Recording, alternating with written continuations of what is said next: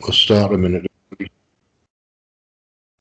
And you're listening to Free Association.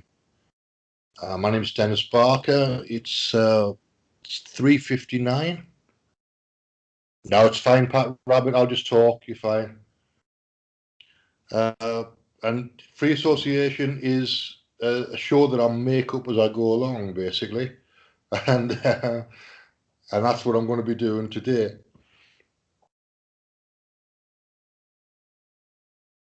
And I've got a piece of video to play, which is Ralph Waldo Trine. Let me just read what that is. It's on Brian Scott's channel. It's called Plenty of All Things,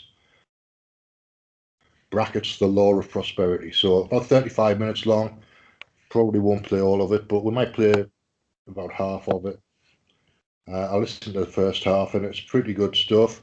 It's New Thought again. I'm back on New Thought. So back to first principles and just things that I find useful and interesting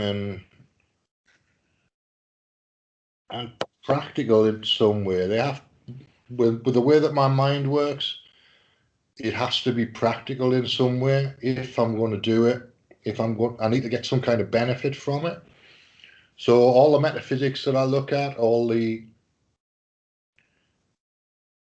kind of spirituality based stuff, the healing based modalities, they're all to get some kind of benefit because, well, I know metaphysics isn't technically to get some kind of benefit, but if I'm embodied, if I'm in a physical body, then I don't see why not, quite honestly. I've got to live a life in a physical body. I might as well get some benefit from metaphysics. And if I can manage to link the two together and create a process that produces a benefit for me physically and keeps me in the metaphysical zone, then that's what I'm planning to do. That's what I'm attempting to do. I'm not sure how well I've succeeded so far. I seem to have not got a lot. I don't have a lot of property. I don't have a lot of possessions, but I've gained massively in terms of my thought processes and the way that I look at the world, because I've been prepared to open up to different ideas, to look at the opposite of how I would normally look at the world. If you're looking at the world from a kind of normal point of view, for want of a better phrase, and you're looking at cause and effect, you're looking at things that are developed by scientific method, you're looking at things that have been produced by religion over thousands of years, and the natural world. And there's more than one way to look at the world. There's more than one way to interpret the world. And what I'm trying to do, I don't know how well I'm succeeding. I'm just doing it because I'm doing it. And in some ways, it makes life difficult, because if you're looking at the world in the opposite way to everybody else, there's a disconnect there, which makes it tricky to bring people to a conversation. It makes it difficult to enter a conversation that's been happening with other people, because you're looking at the world in a completely different way. And it's tricky, and it's been difficult at some times. And I found a couple of groups that now that I'm happy to participate with, and they're open to moving things around and changing thought processes and things like that. So Revolution Radio is one of those, by the way, and it's entirely listener supported, and we need help to keep the servers running. So if you can donate, then I'm sure that all the hosts and the management would appreciate it very much, and it'll keep things running. It keeps the environment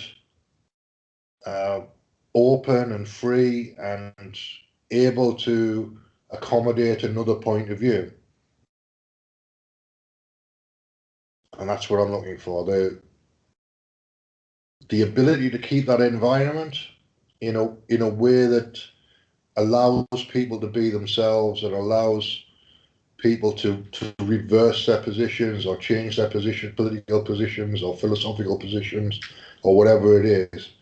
Sometimes when you're moving through these things, what I've found, and this is purely personal experience, but what I've found is sometimes I hit a brick wall. I hit a wall with one set of assumptions, and I have to completely reverse the assumptions, and then look at the thing that was a wall and see if it's still a wall, because it's the assumptions that produce the block sometimes. So yeah, when you do hit a wall, you've got to be able to get around it, and the way to get around it is to change your assumptions, maybe even reverse them, and it's not an easy thing to do, but if you reverse, then the wall falls away, because in this way of looking at it, if it is the assumptions that you're making that are producing the wall, then the only thing you can do to release that block is to let go of the assumptions. And if you're letting go of one set of assumptions, you're either moving towards the middle or towards the edge or towards the opposite.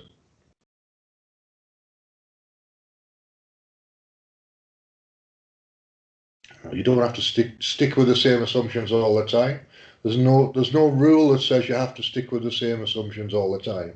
There's no rule that says that you have to have one absolute point of view. It's all, in my world at least, based on the imagination creates reality assumption. If the imagination really does create reality, then the assumptions that I make to produce that imagination are the thing that creates the reality. So assumptions are important in terms of getting through life, seeing the world not as it appears to be, but as it actually is. And to do that, I have to find a set of assumptions that match as closely as possible to the way that the world is. So that's kind of my quest. If I'm on any kind of hero's quest, which I'm not really, but if I was, then that would be the quest. It's to find the set of assumptions, the set of rules that matches the world and matches the way the world actually is. It's accepting the world as it is. That's what I'm trying to do. And there's some difficult things to accept out there. Some very, very difficult things to accept out there. But in the end, I'm going to have to do it. I'm going to have to do it. For the time being, though, I'm neck deep in Netflix, and I'm trying to avoid any kind of political conversations at all, just for a few weeks while I recover from 2020 a little bit. So for the sake of my sanity, I'm now in the middle of watching a show called Merlin, which has got dragons and witchcraft and sorcery and chivalry and lots of Arthurian legend based nonsense in it. Great fun though, very, very good fun, and very cleverly done, very cleverly put together, and so that's keeping me going.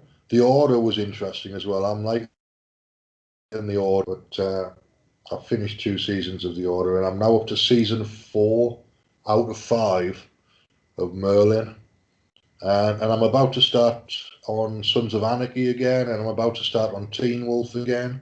All of these things that I haven't looked at for a couple of years at least.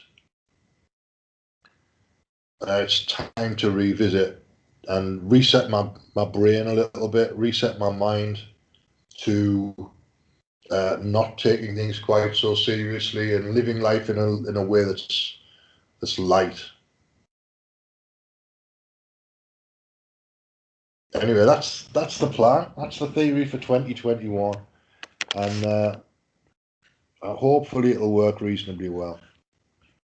It did. I did all right with 2020. I managed to maintain my sanity and not get too wound up about things. And I found a way to detach and compromise a little bit and be pragmatic and still maintain my integrity, but compromise a little bit and engage. I've been engaging people on Facebook a little bit, been posting the things that I watch, and the things that I watch are not what they would watch.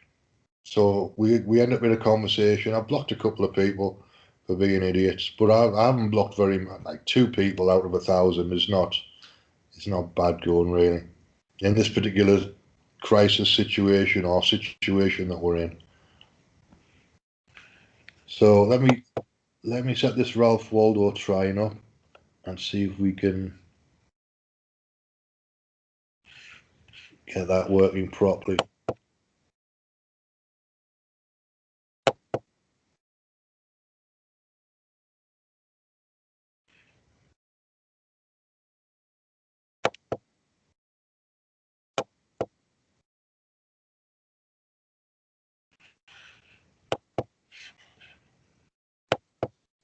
Right, so this should now be Ralph Waldo Trine. Plenty of All Things, read by Brian Scott.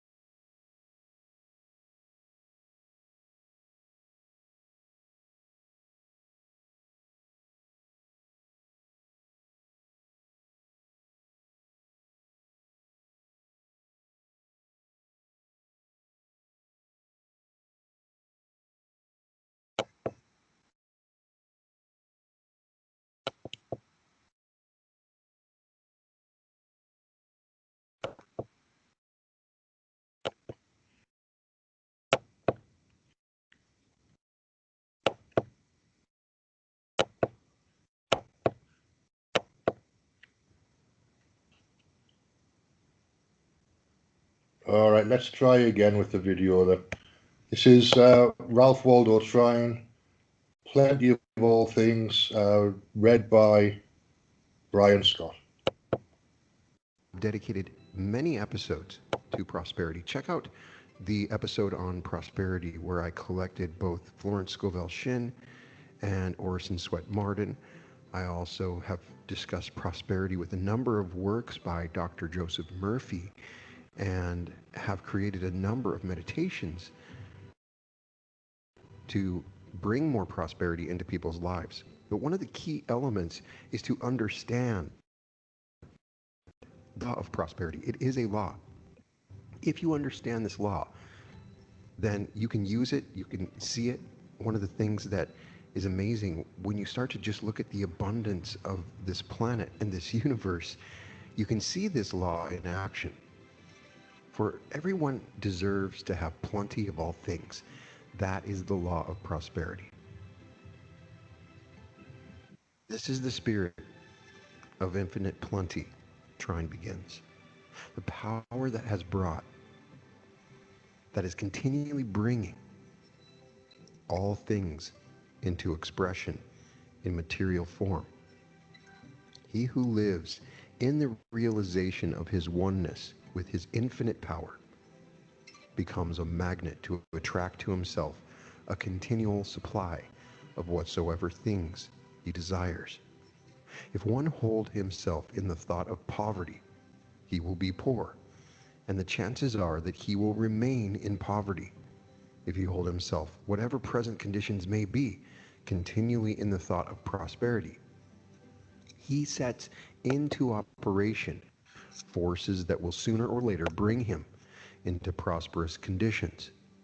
The law of attraction works unceasingly throughout the universe, and the one great and never changing fact in connection with it is, as we have found, that like attracts like. If we are one with this infinite power, this source of all things, then in the degree that we live in the realization of this oneness, in that degree do we actualize in ourselves a power that will bring to us an abundance of all things that is desirable for us to have.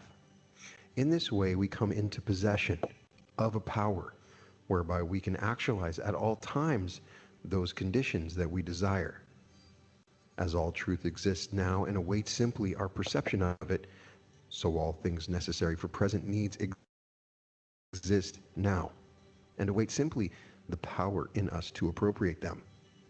God holds all things in his hands. His constant word is, "My child, acknowledge me in all your ways." And in the degree that you do this, in the degree that you live this, then what is mine is yours. Jehovah Jireh, the Lord will provide. He giveth to all men liberally and upbraideth not. He giveth liberally to all men who put themselves in the right attitude to receive from him. He forces no good things upon anyone.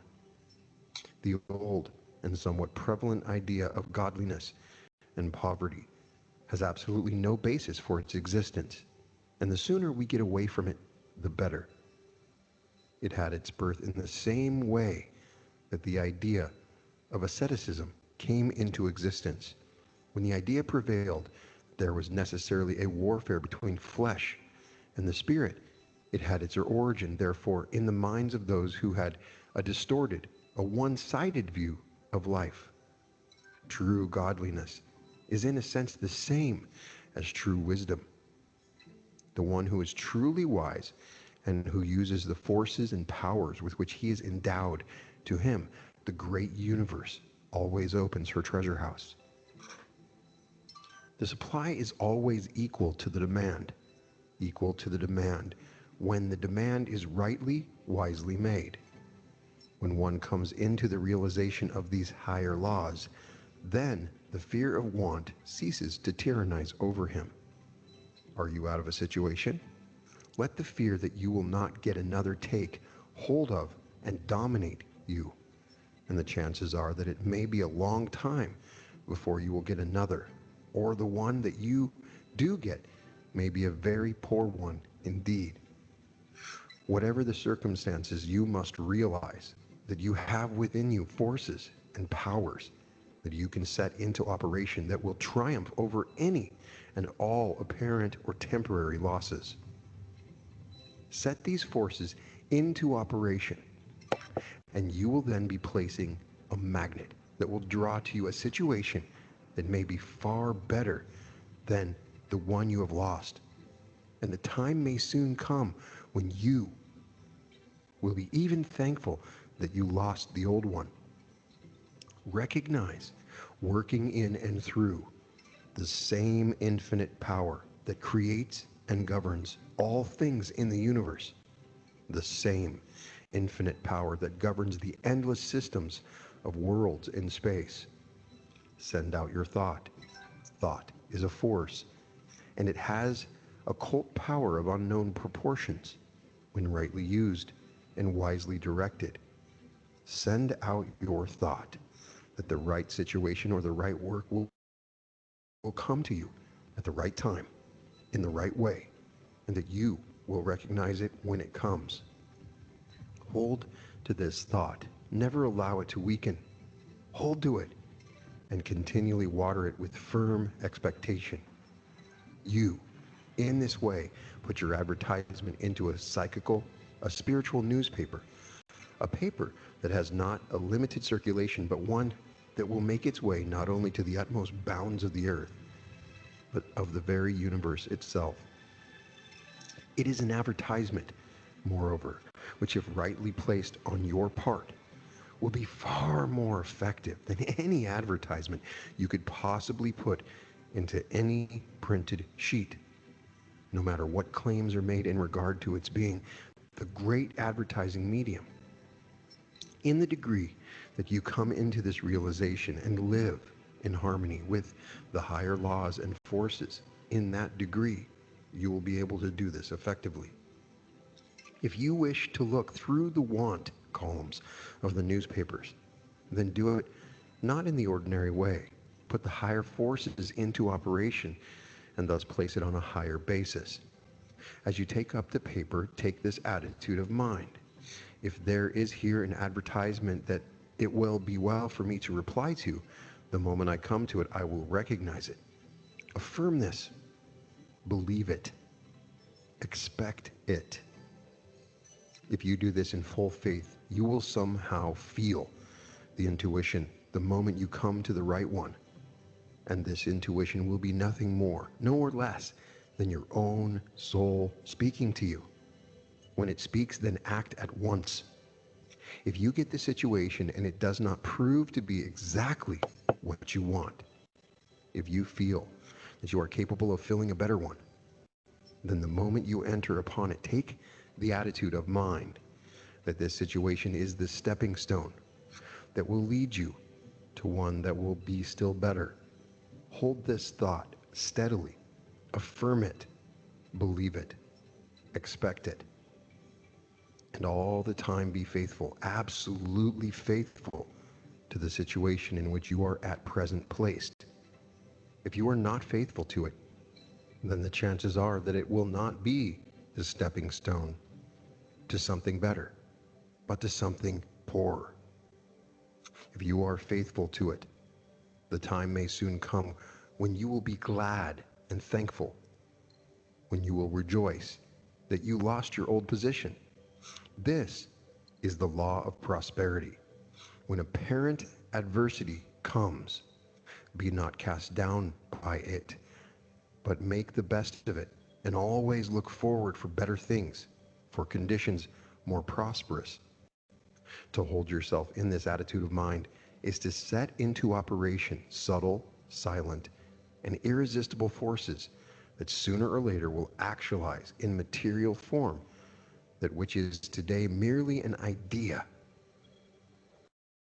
But ideas have occult power, and ideas, when rightly planted and rightly tended, are the seeds that actualize material conditions. Never give a moment to complaint, but utilize that time that would otherwise be spent in this way in looking forward and actualizing the conditions you desire. Suggest prosperity to yourself. See yourself in a prosperous condition. Affirm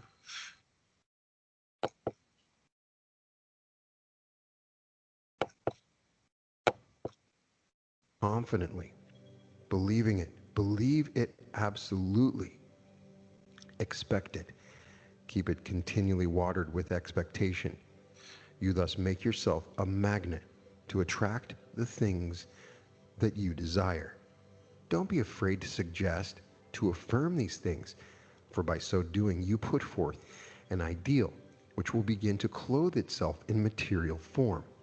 In this way you are utilizing agents among the most subtle and powerful in the universe.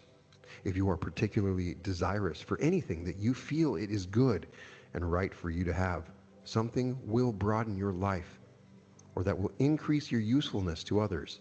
Simply hold the thought that at the right time, in the right way, and through the right instrumentality, there will come to you, or there will open up for you the way whereby you can attain what you desire.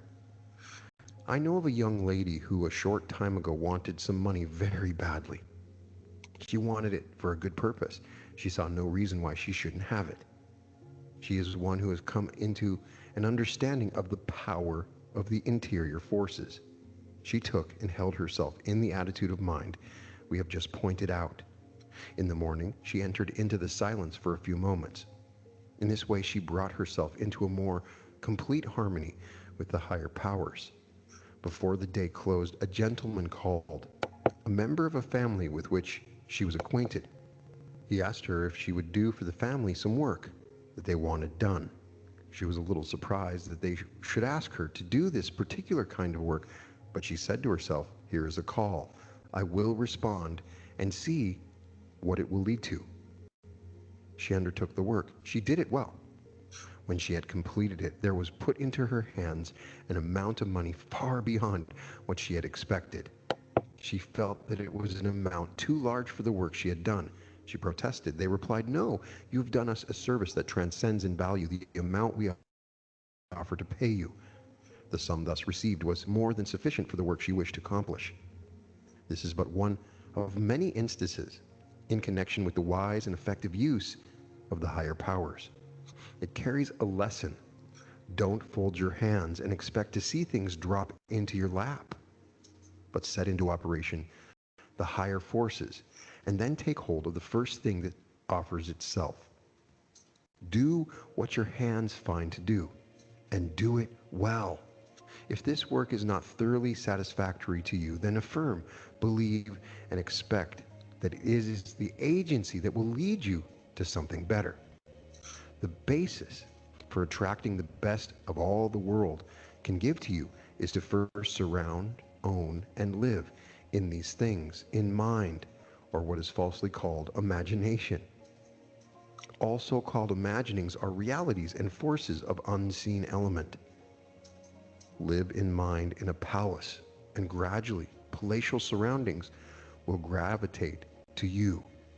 But so living is not pining or longing or complainingly wishing. It is when you are down in the world, calmly and persistently seeing yourself as up. It is when you are now compelled to eat from a tin plate, regarding that tin plate as only the certain step to one of silver. It is not envying and growling at other people who have silver plates. That growling is just so much capital stock taken from the bank account of mental force.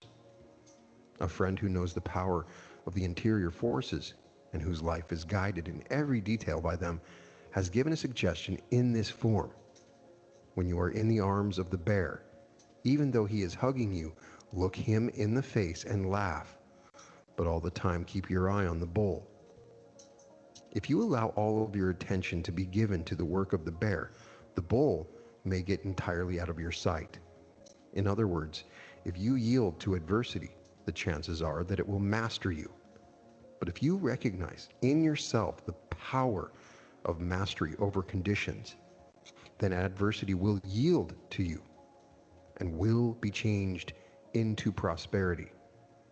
If when it comes, you calmly and quietly recognize it and use the time that might otherwise be spent in regrets and fears and forebodings in setting into operation the powerful forces within you, it will soon take its leave. Faith, absolute dogmatic faith, is the only law of true success. When we recognize the fact that a man carries his success or his failure with him, and that it does not depend upon outside conditions, we will come into the possession of powers that will quickly change outside conditions into agencies that make for success.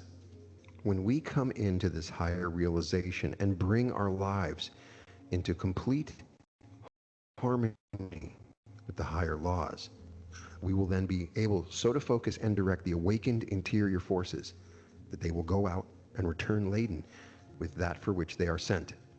We will then be great enough to attract success, and it will not always be apparently just a little ways ahead. We can then establish in ourselves a center so strong that instead of running hither and thither for this or that, we can stay at home and draw to us the conditions we desire. If we firmly establish and hold to this center, things will seem continually to come our way. The majority of people of the modern world are looking for things that are practical and that can be utilized in everyday life. The more carefully we examine into the laws underlying the great truths we are considering, the more we will find that they are not only eminently practical, but in a sense, and in the deepest and truest sense, they are the only practical things there are. There are people who continually pride themselves upon being exceedingly practical, but many times those who of themselves think nothing about this are the most practical people the world knows. And, on the other hand, those who take great pride in speaking of their own practicality are many times the least practical. Or again, in some ways, they may be practical, but so far as life in its totality is concerned, they are absurdly impractical. What profit, for example, can there be for the man who, materially speaking, though he has gained the whole world, has never yet become acquainted with his own soul? There are multitudes of men all about us who are entirely missing the real life, men who have not learned even the ABC of true living. Slaves, they are abject slaves to their temporary material accumulations. Men who, thinking they possess their wealth, are on the contrary completely possessed by it. Men whose lives are comparatively barren in service to those about them and to the world at large. Men who, when they can no longer hold the body, the agency by means of which they are related to the material world, will go out poor indeed, pitiably poor, unable to take even the smallest particle of their accumulations with them. They will enter upon the other form of life naked and destitute.